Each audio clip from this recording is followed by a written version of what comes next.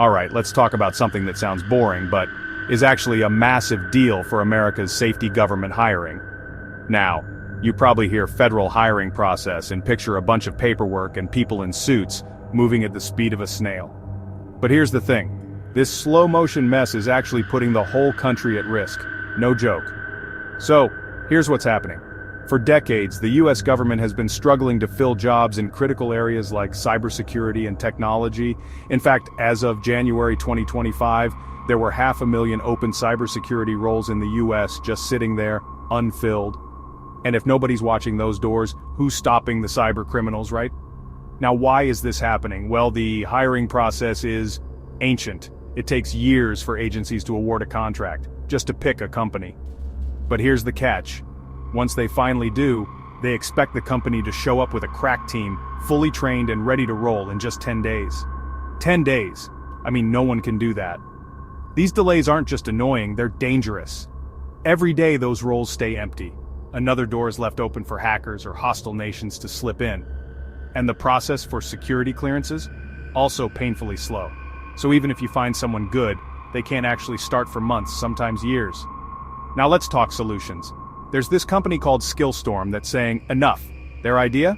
Give companies 2 to 4 months to custom build killer teams. Train them, certify them, even help them move where they're needed.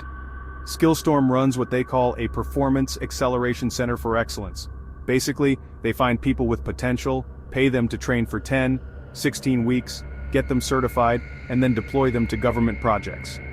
They front the cost and only get paid when these newly minted pros start working. So, instead of expecting a magic team to appear in 10 days, Skillstorm builds a real pipeline of new talent. People who actually know the mission, the tools, the tech.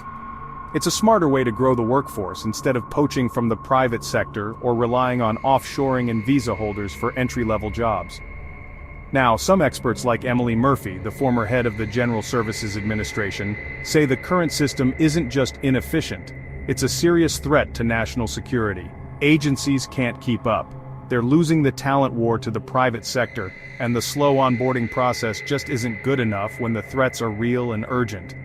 Imagine trying to defend a castle but your guards are stuck at the gate waiting for paperwork. That's what's happening.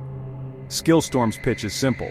If we want to attract young, driven tech talent and actually keep up with modern threats, we've got to change how we hire and train. That means updating the procurement process, so we're not stuck deploying yesterday's tech tomorrow. The ultimate goal? Build a new, domestic pipeline of cybersecurity and tech experts, ready to protect the US from the inside out. If the government can fix its hiring process, it could be the difference between staying safe and falling behind. So yeah, hiring might not sound thrilling, but when it comes to national security, it's a race we can't afford to lose.